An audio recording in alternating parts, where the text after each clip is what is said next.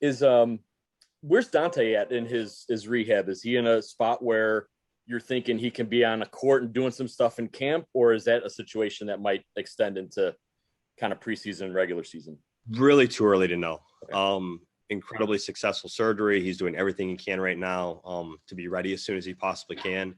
But just kind of the way that this one works, it's going to be a little bit before we really know what the timeline looks like. And because it's just going to be based on strength and conditioning, and we're not going to put Donte in a position where he's not healthy and not ready to come back and put him out there too early. So it's too early to know.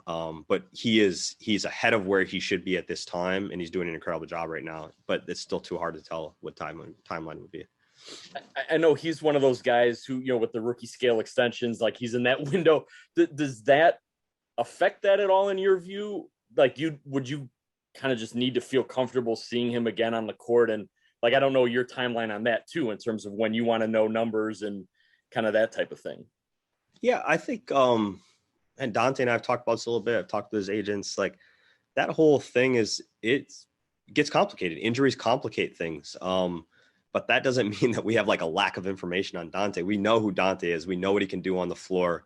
We have complete confidence in his health. I mean, this is not some sort of injury that he had that players struggle to come back from. So there's no questions on Donte.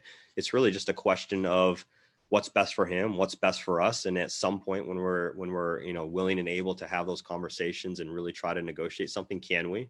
And if not, it won't be a reflection on what he thinks of us or we think of him either.